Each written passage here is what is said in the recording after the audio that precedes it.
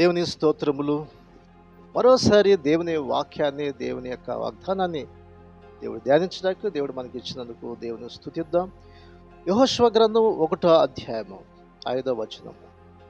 నీవు బ్రతుకు దినములన్నిటను ఏ మనుష్యుడును నీ ఎదుట నిలవలేకయుండును. మోషేకు తోడైనట్లుగా నేను నీకును తోడైందును. ఇక్కడ చూస్తే దేవుడు మాట్లాడుతున్నాడు యెహోషువతో. నీవు బ్రతుకు దినములన్నిటను ఏ మనుష్యుడును నీ ఎదుట నిలవలేడు. ఈరోజు నా ప్రియ సహోదరుడా, సహోదరి, దేవుడు మన పట్ల ఆయనకి గొప్ప ప్రణాళిక ఉంటుంది. మోషే చనిపోయే తర్వాత యెహోషువను దేవుడు ఎన్నుకున్నాడు. మోషేకు తోడుగా ఉన్నట్లుగా నేను నీకు తోడుగుంటానని వాగ్దానం చేశాడు. మన దేవుడు ఎప్పుడు కూడా మనల్ని విడిచిపెట్టేవాడు కాదు. అయితే ఆయన నీ ఎదుట ఏ మనుషుడు కూడా నిలబడలేడు. అంటే అర్థం ఏంటంటే ఏ శత్రువు కూడా నీ ఎదుట నిలబడలేడు. నేను నీకు తోడై ఉంటాను. ప్రభువు మనకు తోడుగున్నప్పుడు ఆయన గొప్ప జయములను, గొప్ప ఆశీర్వాదాలు దేవుడు మనకిస్తాడు. కాబట్టి నేను మోషేకు తోడుగున్నట్లుగా నీకును నేను తోడుగుంటానని దేవుడు వాగ్దానం చేస్తున్నాడు. ఈ రోజున ప్రియ సహోదరుడా, సహోదరి, దేవుడు మనకు తోడుగా ఉంటే మన జీవితంలో ఎక్కడికి వెళ్ళినా విజయాలు మనం చూస్తాం. అయితే దేవుడు అతనితో చెప్పిన మాట ఏంటంటే, నీవు బ్రతుకు దినములన్నిటిని ఏ మనుషుడు నీ ఎదుట నిలబడలేడని చెప్పినాడు. కాబట్టి నిబ్రమ కలిగి ధైర్యంగా ఉండాలి.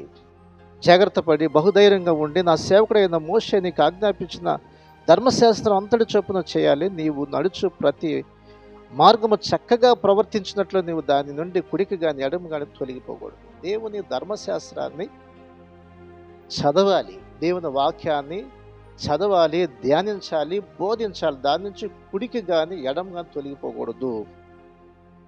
ధర్మశాస్త్రం చొప్పున అంతటి చొప్పున చేయాలి. కాబట్టి దేవుని ధర్మశాస్త్రాన్ని, దేవుని వాక్యాన్ని దివారాత్రులు ధ్యానించు, దేవుని వాక్యాన్ని ధ్యానించు. దేవుడు నీకు తోడుగా ఉంటాడు. నీకు విజయాలు కలుగుతాయి. ఎక్కడికి వెళ్ళినా విజయాలు కలుగుతాయి. చూడండి, యెహోషువ దరిదాపు 31 మంది రాజులను జయించినట్లుగా మనం చూస్తాం. యెహోషువ గ్రంథం 12వ అధ్యాయంలో మనం చూస్తే 24వ వచనంలో ఆ రాజులందరి యొక్క సంఖ్య 31.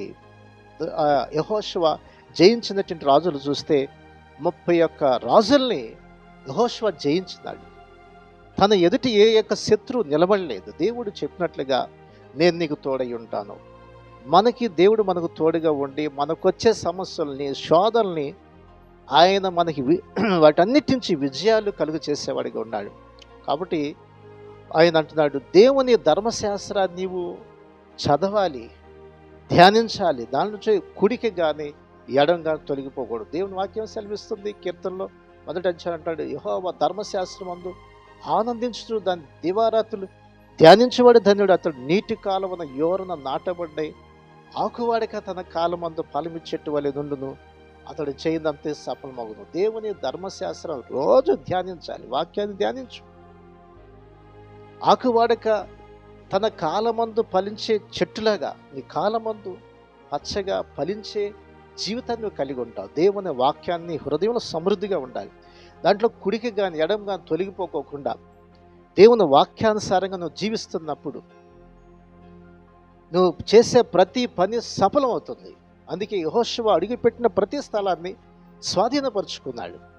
అలాగే నువ్వు పనిచేస్తున్న ఉద్యోగం అవచ్చు, ఒక వ్యాపారంలో ఉన్నావు. నువ్వు ఆ వ్యాపారం దేవుడు సఫలం చేస్తాడు. ఆ వ్యాపారం నువ్వు ముందుకెళ్ళలేని పరిస్థితులు ఉందా, లేకపోతే ఏంటి అర్థం కాని పరిస్థితులు, దేవుడు దాంట్లో సఫలం చేస్తాడు. నీ చదువులు ముందుకెళ్ళలేకపోతున్నావా, దేవుడు చక్కగా నీకు సహాయం చేస్తాడు. నీ ఉద్యోగంలో ముందుకు వెళ్ళలేకపోతున్నావా, దేవుడు దాన్ని సఫలం చేస్తాడు ఆయన. అలాగే నీ కుటుంబంలో నీ బిడ్డల మధ్య ప్రతి సమస్యను కూడా ఆయన తొలగించి నీ జీవితాన్ని ముందుకు తీసుకొని వెళ్తాడు ఆయన ప్రతి విషయంలో కూడా. కాబట్టి దేవుని మీద నువ్వు ఆధారపడాలి. దేవుని వాక్యాన్ని ప్రతి దినము ధ్యానించాలి. దేవుని వాక్యాన్ని ధ్యానించేవాడు ధన్యుడు. యెహోషువ జీవితంలో దేవుడు తోడుగా ఉండటం వల్ల దరిదాపు 31 రాజుల్ని జయించినాడు. అంటే శత్రువుల మీద విజయాలు దేవుడు కలుగు చేశాడు. అడుగుపెట్టిన ప్రతి స్థలము నీదవుతుంది. వెళ్ళిన ప్రతి కార్యాన్ని దేవుడు సఫలం చేసేవాడిగా ఉన్నాడు. కాబట్టి ఈ రోజున నీ జీవితంలో ప్రతి విషయంలో ఆయన సఫలం చేయబోతున్నాడు. కాబట్టి అట్టి కృప దేవుడు నీకు అనుగ్రహించునుగా. చిన్న ప్రార్థన చేద్దామా? కళ్ళు మూసుకొని నాతో పాటు ప్రార్థనలు ఏకీభవించండి. ప్రభు మిమ్మల్ని దీవిస్తాడు. పరిశుద్ధుడా, ప్రేమగల తండ్రి, గొప్ప దేవ, మోషే తర్వాత యెహోషువను మీరు నిలబెట్టినారు. మోషేకు తోడుగున్నట్లుగా నేను నీకు తోడుగా ఉంటాను.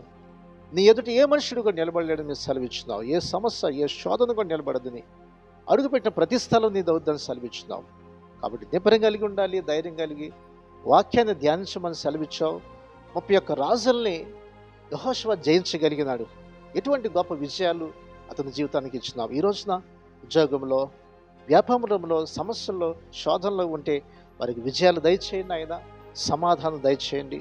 అలాగే ప్రభువా, ప్రతి విషయంలో, చదువు విషయంలో కానీ, మరి ఉద్యోగంలో ముందుకెళ్ళలేకపోతుంటే వారికి సహాయం చేయండి. వ్యాపారం సాగిపోతే వారికి వ్యాపారంలో వారిని ఆశీర్వదించండి ఆయన, దీవించండి. చేతి పనులు దీవించండి. చేసిన ప్రతి పనిని సఫలం చేస్తాను సెలవిచ్చే రీతిగా మీ కృప, మీ దీవెన ప్రతి ఒక్కరికి అనుగ్రహించమని యేసు నామమున అడుగుచున్నాం తండ్రి, ఆమేన్.